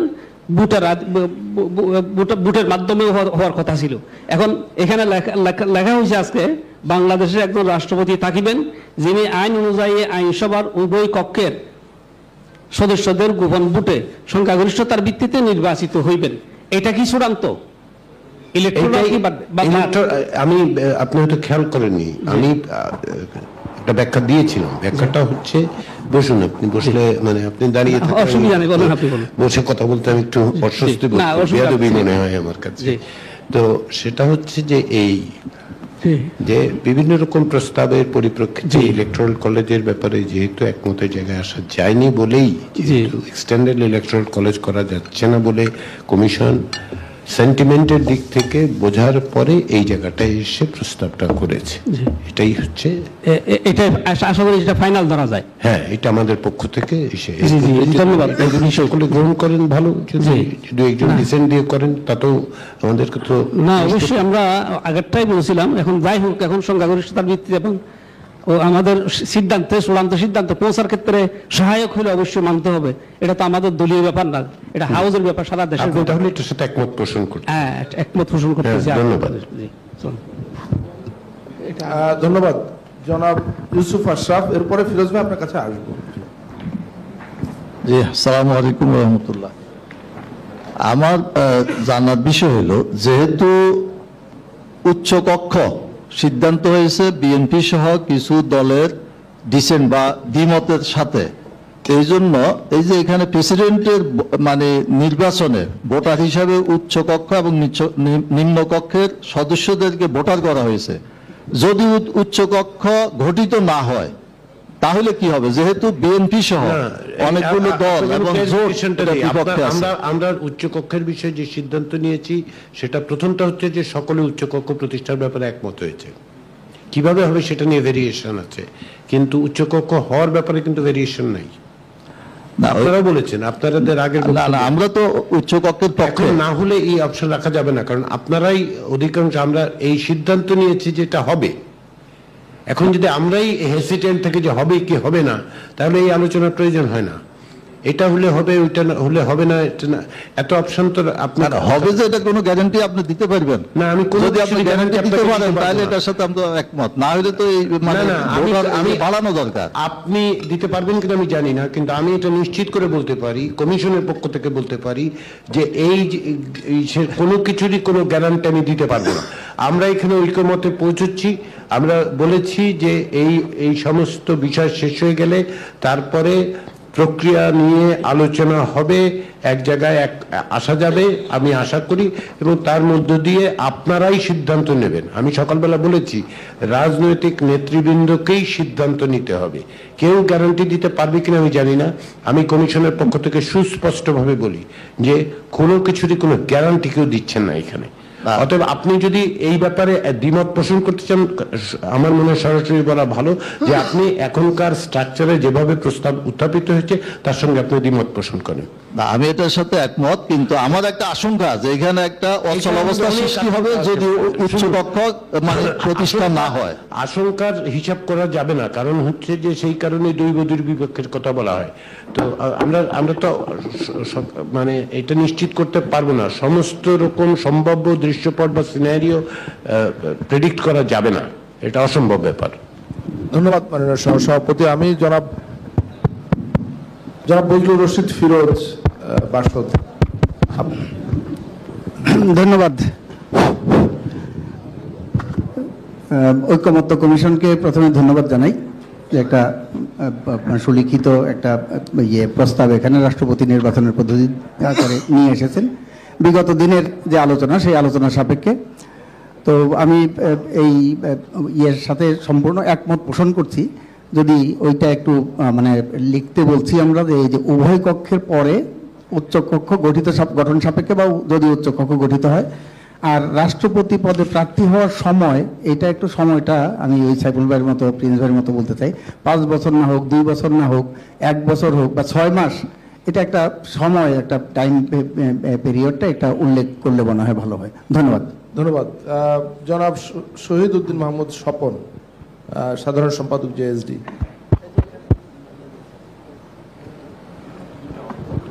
আসসালামু আলাইকুম। আজকে আমাদের অনেক দিনের বৈঠকের শেষ দিন, সবাইকে অভিনন্দন জানাচ্ছি, শুভেচ্ছা জানাচ্ছি আমার দলের পক্ষ থেকে। আমরা সকলে মিলে একটা দীর্ঘ সময় পার করলাম। একটু দুঃখবোধ আছে, সেটি হচ্ছে আমরা যখন কমিশন কাছে প্রস্তাবনা দিলাম, কমিশনের সাথে কথা বললাম, তখন প্রত্যেকটি দলই তার নিজ নিজ জায়গা থেকে বিশাল একটা প্রত্যাশার জায়গা তৈরি করবার চেষ্টা করেছি, এবং কমিশনও সেই বিষয়গুলো ধারণ করে আমাদেরকে স্পেস শিট যখন দিয়েছিল, অনেক অনেক পরিবর্তনের সম্ভাবনা সেখানে দেখাবার চেষ্টা করা হয়েছিল। এই দীর্ঘ আলোচনায় আমরা অনেক বিষয়ে একমত হয়েছি, অনেক বিষয় দ্বিমতের সাথে একমত হয়েছি, কিন্তু যে প্রত্যাশিত পরিবর্তন অনেক জায়গায়, সেগুলো কিন্তু ধীরে ধীরে আমাদের প্রত্যাশার জায়গাটা ছোট হয়ে আসলো। আমরা এখন এমন একটা জায়গায় পৌঁছালাম যে কোনোভাবে এটা মিনিমাইজ করে শেষ করা দরকার। যেমন রাষ্ট্রপতি নির্বাচন প্রশ্নে আমরা আমি একটু আপত্তি করব। জি প্লিজ। কারণ হচ্ছে প্রত্যেকটা বিষয়, আজকে যেসব বিষয়ে আলোচনার সিদ্ধান্ত হচ্ছে, প্রত্যেকটা বিষয় অতীতে একটি বিষয় ছাড়া যেটা আমরা এখনো আলোচনা করিনি, সেটা হচ্ছে 48(3) রাষ্ট্রপতির ক্ষমতার প্রসঙ্গ ছাড়া আজকের আলোচিত বিষয়গুলো আমি আপনাকে ট্রান্সক্রিপশন ধরে দেখিয়ে দিতে পারি, প্রত্যেকটাই আলোচিত হয়েছে। আলোচিত হয়নি আমি সেটা বলিনি, বলছি যে আমাদের আকাঙ্ক্ষার জায়গাটা সংকুচিত হচ্ছে, জায়গা সংকুচিত হচ্ছে এবং আমরা সকলে মনস্তাত্ত্বিকভাবে কমিশন সহ সকলে এটাই বুঝবার চেষ্টা করছি যে আমরা যেটুকু চেয়েছিলাম সেখানে আমাদের যা পৌঁছাবার কোনো সুযোগ নাই, এবং সেই দুঃখবোধের জায়গা থেকে বলছি যে আমি নিজেও এখন এই জায়গায় পৌঁছানোর চেষ্টা করছি যে কিছু না হওয়ার চেয়ে কিছু হওয়া ভালো। এই জায়গাটা কমিশন এবং রাজনৈতিক নেতৃত্বের দৃষ্টিতে আনবার চেষ্টা করছি এই কারণে, কারণ আমরা বর্ষিত জুলাই অভ্যুত্থানের কারণেই আছে কমিশন আজকের এই বৈঠক। এত রক্তপাতের বিনিময়ে আমাদের বহু কিছু অর্জন করার কথা ছিল, আমরা সেই অর্জনের জায়গায় যেতে পারছি না বা পৌঁছাতে পারছি না। যেমন নারী আসন নিয়ে আমাদের প্রত্যাশা ছিল যে আমরা নারী ক্ষমতায়নের জন্য কি কি করব সেই নিয়ে কথা বলার চেষ্টা করেছি। সেই নারী আসন এখন কোথায় গিয়ে পৌঁছালো, সেই সাবেক যে জায়গায় পৌঁছালো, আর কমিশন যে এত সময় নষ্ট দিল অথবা এত সময় নিয়ে কাজ করলো, এটার কোনো গুণগত কোনো পরিবর্তন আসলো না। সেরকম রাষ্ট্রপতি নির্বাচনের প্রশ্নে উচ্চকক্ষ নিম্নকক্ষ মিলে সেই এমপিদের ভোটে নির্বাচিত হলো। এটি যে অংশীজনদের আরো অংশীজন আছে তাদেরকে নিয়ে এই নির্বাচন পদ্ধতিটা করা গেলে যেটি প্রস্তাব করা হয়েছিল বা আমরা একমত হয়েছিলাম অনেকেই, কিন্তু কেউ দ্বিমত করার বা 2 দল বা 5 দল দ্বিমত করার মধ্য দিয়ে কিন্তু সেটা আপনারা কমিশন হিসাব থেকে বাদ দিয়ে দিয়েছেন। এখন সেই ক্ষেত্রে আমি সারাদিন চিৎকার করি বললো আপনি আমারটা বিবেচনায় নেবেন না, নেওয়ার যাদের দরকার তাদেরটা নিতে হবে, এটাই বাস্তবতা। ওই মানে আমি আজকের এই প্রস্তাবনাকে সমর্থন করছি, আমরা এটাই বলছি যে যেটুকু সকলে মিলে একমত হবেন সেটুকু এগিয়ে নিতে চাইব, কিন্তু আবার অনেকেই আমরা এটা বলছি যে আমারটুকু না হলেই কিন্তু এটা হবে না, এবং সেটা নোট অফ ডিসেন্ট হোক ও দ্বিমত হোক এগুলো কিন্তু চলে আসছে। আমার উচ্চকক্ষ সম্পর্কে এই রাষ্ট্রপতি নির্বাচন সম্পর্কে আমার তো অনেক কথা আছে, আমি কিন্তু সেই নোট অফ ডিসেন্ট দিচ্ছি না। আমি মনে করছি এটুকু এটা আগের অবস্থা থেকে একটা পরিবর্তন হলো, একটা জায়গায় পৌঁছালাম, সেই জন্য এই ক্ষমতা করছি, কিন্তু আমরা সকলে কিন্তু সেটা করছি না। আমি আমার রিজার্ভেশনটা রেখে দিচ্ছি। সেই জায়গায় বলতে চাচ্ছি যে এটা প্রত্যাশিত যে কমিশনের যে দীর্ঘ সময় এবং যেই কাজগুলো কমিশন করেছে, দলিল তৈরি করেছে, এবং সেই অনুযায়ী আমাদেরকে যে কাজগুলো করবার জন্য সকলে মিলে আলোচনা করছি, সেই জায়গাগুলো ক্রমশ সংকুচিত হয়েছে, ক্রমশ ছোট হয়েছে, এবং এই ছোট হওয়ার মধ্য দিয়ে প্রত্যাশিত জনগণের যে প্রত্যাশার জায়গাটা সেটা আসলে আমার মনে হয় যথাযথভাবে পূরণ করতে পারছি না। আপনাকে ধন্যবাদ। অনেক ধন্যবাদ জনাব শহীদুদ্দিন মাহমুদ স্বপন, মাননীয় সহ সভাপতি। আমার কাছে মনে হচ্ছে যে এই বিষয়ে আর কারো ভিন্নমত নাই, কারোই নাই দেখা যাচ্ছে এই বিষয়ে। এটা সর্বসম্মতভাবেই পাশ হচ্ছে বলে মনে হচ্ছে মাননীয় সহ সভাপতি।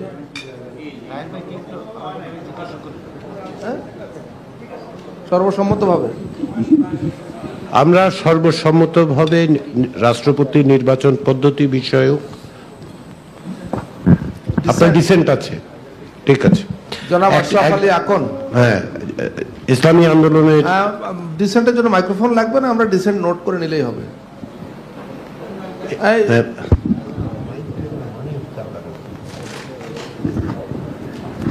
সালাম আলাইকুম। আমরা সহজভাবে সবগুলো সমাধান করতে আসার জন্যই সার্বিক সহায়তা করার জন্য ঐক্যমত্য কমিশনকে আমরা প্রস্তুত আছি, সেই প্রস্তুত নিয়ে আমরা আসলাম। কিন্তু প্রথম যে লিখিত যেটা দিলেন কাগজটা, তার মধ্যে এপিটিপি, অথচ এই এপিটিপি নিয়ে কোনো আলোচনা আসে নাই, শুধু একটা লিখিত দেখলাম কাগজ, এটা কোনো হাউসে কখনোই এটা আলোচনা হয় না। আপনার কি রাষ্ট্রপতি নির্বাচন পদ্ধতি সম্পর্কে ডিসেন্টের পক্ষে কোনো যুক্তি আছে? হ্যাঁ, ডিসেন্টের পক্ষে যুক্তি আছে। হ্যাঁ, যুক্তিটা এক বাক্যে বলুন। যুক্তি আছে, মানে যেটা নোট করতে হবে, যেটা আপনারা চান যে নোটেড হোক। জি, সেটা চাই। আপার হাউস যেভাবে পিয়ার পদ্ধতিতে আপার হাউস হয়েছে, যেমন আমি 10% ভোট পাইলে আমি 10 জন প্রার্থীতে আপার হাউসের 10% কি হবে সেই অঙ্কটা এখানে সকলেই জানেন।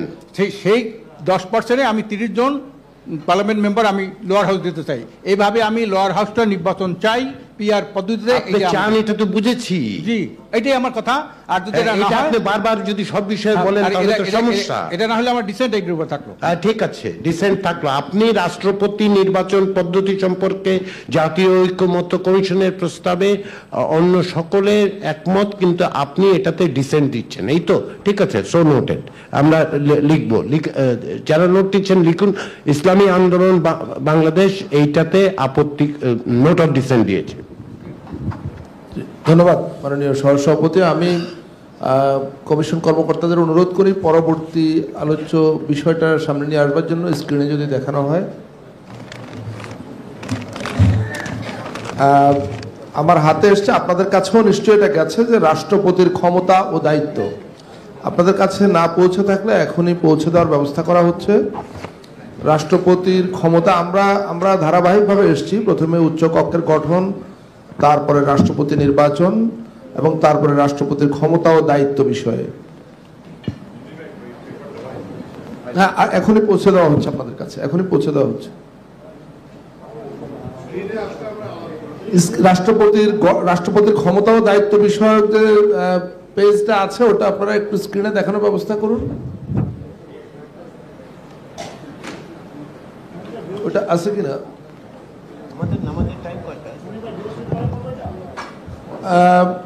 নামাজের টাইম 5:10, তাই তো?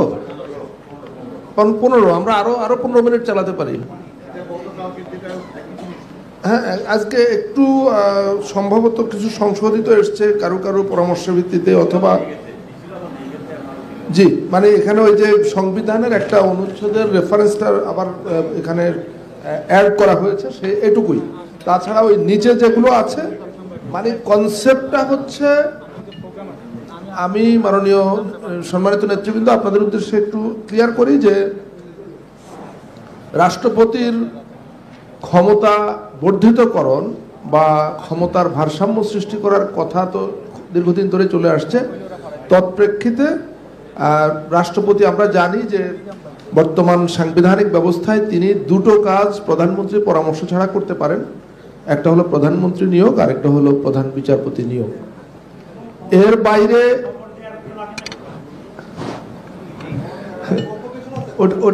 ওটা সম্পর্কে আমাদের মাননীয় সহসভাপতির একটা বক্তব্য আছে, সেটা হলো যে কবর জিয়ারতও তিনি নিজ ইচ্ছায় করতে পারেন না। শুনেন, একবার শাহাবুদ্দিন সাহেব সম্ভবত এটা বলেছিলেন যে ওনার কবর জিয়ারত করা ছাড়া আর কোনো কাজ নাই। এটা শুনে সকলে তিনি হাসাহাসি করতেছে। তো আমি বললাম এটা খুব সিরিয়াস ব্যাপার। উনি একটা কনস্টিটিউশন ভায়োলেশনের কথা বলতেছে। বলে কীরকম? আমি যে না, লেখা আছে কিন্তু উনি কবর জিয়ারতও করতে যেতে পারবেন না, কারণ ওই এক্সেপশনটা নাই। কিন্তু 48(3)তে এই এক্সেপশন নাই যে রাষ্ট্রপতি চাইলে কবর। পরে দেখেই কবর জিয়ারত নিয়ে একটা ঝামেলা এই দেশে হইল। এক রাষ্ট্রপতিকে কেন্দ্র করে কবর জিয়ারত নিয়ে এক ঝামেলা তৈরি হয়ে গিয়েছিল। সেই থেকে আমি এইসব ব্যাপারে কথা বলার সময় একটু সাবধানতা অবলম্বন করি। তো ধন্যবাদ মাননীয় সহসভাপতি। তো এখন আমরা জানি যে এই ফোরামে, জাতীয় ঐক্যমত্য কমিশনের এই আলোচনায় এরই মধ্যে 5টি রাষ্ট্রীয় প্রতিষ্ঠানের নিয়োগের বিষয়ে একটা নতুন বিধান প্রবর্তনের সিদ্ধান্ত কয়েকটি দল ও জোটের ডিসেন্ট সহ গৃহীত হয়েছে। এর মধ্যে নির্বাচন কমিশন সর্বসম্মতভাবে গৃহীত হয়েছে, বাকি 4টি প্রতিষ্ঠান ডিসেন্ট সহ গৃহীত হয়েছে। এগুলোর ক্ষেত্রে নতুন যে বিধানের প্রস্তাব করা হয়েছে সেটা হলো যে নির্দিষ্ট পদ্ধতিতে বাছাই কমিটির সুপারিশের ভিত্তিতে প্রেসিডেন্ট তাদের নিয়োগ দেবেন। সেখানে প্রেসিডেন্টের কোনো চয়েস নাই, মানে সে অর্থে প্রেসিডেন্টকে কোনো ক্ষমতা দেওয়া হয় নাই।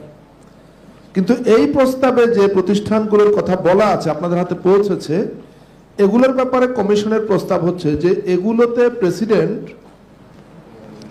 নিয়োগ দেবার ক্ষেত্রে কারো মুখাপেক্ষী হবেন না, পরামর্শের বা সুপারিশের মুখাপেক্ষী হবেন না। তিনি নিজে এই প্রতিষ্ঠানগুলোতে সম্পূর্ণ নিজস্ব এখতিয়ারে তিনি নিয়োগ দিতে পারবেন, এই মর্মের প্রস্তাব আনা হয়েছে। তো এ বিষয়ে আসলে আগে আলোচনা হয়নি।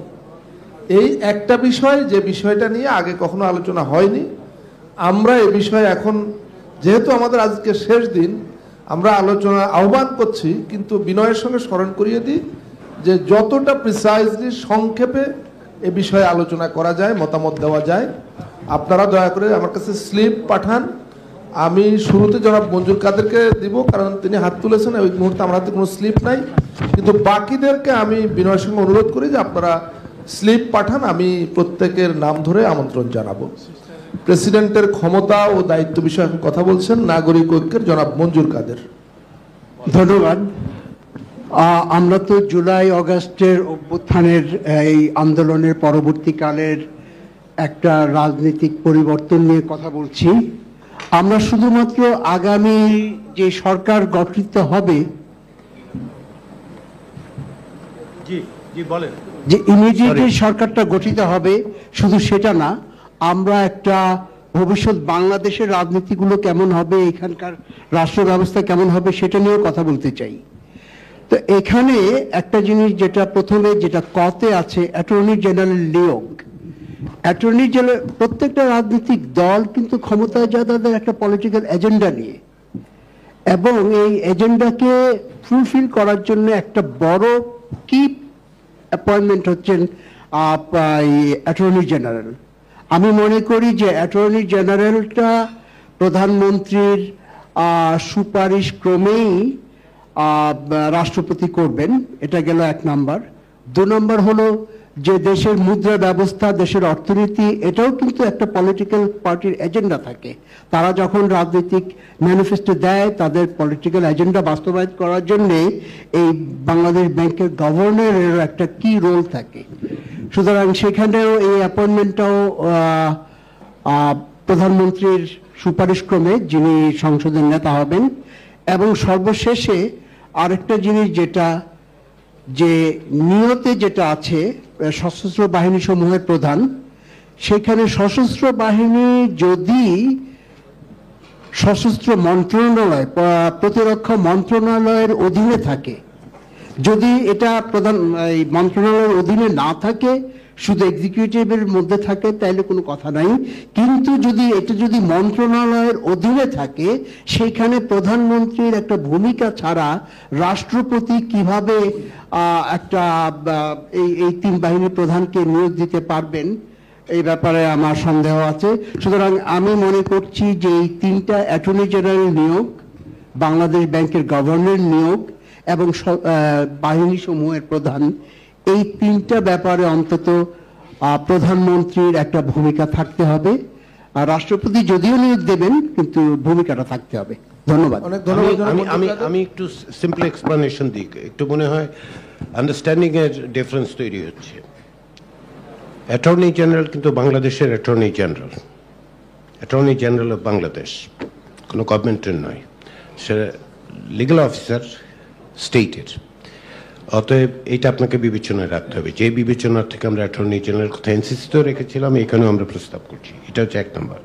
বাংলাদেশ ব্যাংক যে কোনো সেন্ট্রাল ব্যাংক যে কোনো পৃথিবীর দেশের, unless it is a socialist country, unless it's north Korea, Bangladesh central bank must be independent, must be. Otherwise আপনি বেসিক্যালি ইকোনমি 12টা বাজে দেওয়ার ব্যবস্থা করতেছেন, যেটা হয়েছে এই দেশে। That has happened in this country.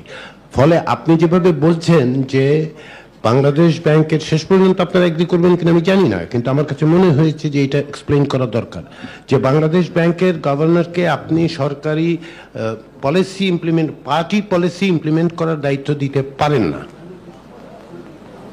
ফেডের আমেরিকাতে ট্রাম্পের মতো ইসে এখন ফেডের ইসেকে, ফেডারেল রিজার্ভের চেয়ারম্যানকে সরাবে কি সরাবে, সেটা নিয়ে একটা হইচই হচ্ছে। বুঝতে পেরেছেন? তার কারণটা হচ্ছে আমেরিকা বলে বলছেন আপনি, আপনি ব্রিটিশ ব্যাংক অফ ইংল্যান্ডের কথা বিবেচনা করেন। এটা কনসেপচুয়ালি একটু আমার মনে হয় প্রবলেম্যাটিক। ধন্যবাদ মাননীয় সহসভাপতি। আমি আমন্ত্রণ জানাচ্ছি জনাব মুস্তাক হোসেন, ডাক্তার মুস্তাক হোসেন, বাংলাদেশ জাসদ, এবং এরপরে কথা বলবেন জনাব রেদওয়ান আহমেদ। এবং আমি দেখছি এটার উপরে আর কারো খুব বেশি আগ্রহ দেখা যাচ্ছে না, সম্ভবত এটাও খুব দ্রুত গৃহীত হয়ে যাবে। ধন্যবাদ সভাপতি। আমি ভাবলাম যে স্লিপ অনেক পড়েছে, কিছুক্ষণ পরে আমি চান্স পাবো।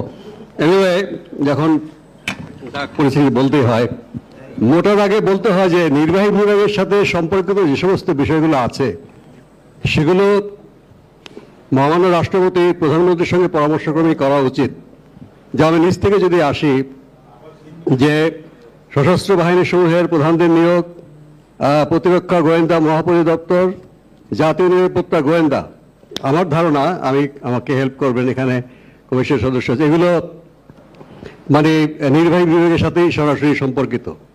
আর যেগুলো কমিশন আছে, সেই কমিশনগুলোর মধ্যে ইনক্লুডিং অ্যাটর্নি জেনারেল এবং বাংলাদেশ ব্যাংকের গভর্নর, যেগুলো নির্বাহী বিভাগের বাইরে, সেগুলো হতে পারে রাষ্ট্রপতি তার নিজ বিবেচনায় করবে, সেটাও কিন্তু আইনের দ্বারা নির্ধারিত হওয়া উচিত। রাষ্ট্রপতি তার একক বিবেচনায় করবেন, সেটা কিন্তু আমরা সেই ধরনের সংস্কারে যাচ্ছি না। মহামান্য রাষ্ট্রপতি একটা নির্দিষ্ট নিয়মের মধ্যেই যেন সেগুলো করেন, সেটা করা উচিত। মাননীয় প্রধানমন্ত্রীর অফিসিয়াল নির্দেশনার বাইরেও যদি থাকে, সেটা একক ক্ষমতা বলে হলে সেটাও কিন্তু একটা আমাদের মানে আনডেমোক্রেটিক ট্র্যাডিশন হবে। তবে যেগুলো এখানে উল্লেখ করা আছে, যেগুলো নির্বাহী বিভাগ বা মন্ত্রণালয়ের সাথে সম্পর্কিত, মন্ত্রণালয়ের অধীনে বা তাদের পরিচালনায়, সেগুলো অবশ্যই প্রচলিত আইনে রাষ্ট্রপতির নামে নিয়োগ হবে, কারণ সরকারি সকল কর্মচারী কিন্তু মহামান্য রাষ্ট্রপতি দ্বারা নিয়োগপ্রাপ্ত হন, কিন্তু তাকে নির্বাহী বিভাগের সিদ্ধান্তকে তিনি সেটাকে তার নামে হুকুম জারি হয়। আপাতত আমার এইটুকুই। Thank you. ধন্যবাদ ডক্টর মুস্তাক হোসেন। আমি আমন্ত্রণ জানাচ্ছি জনাব রেদওয়ান আহমেদ, এলডিপি।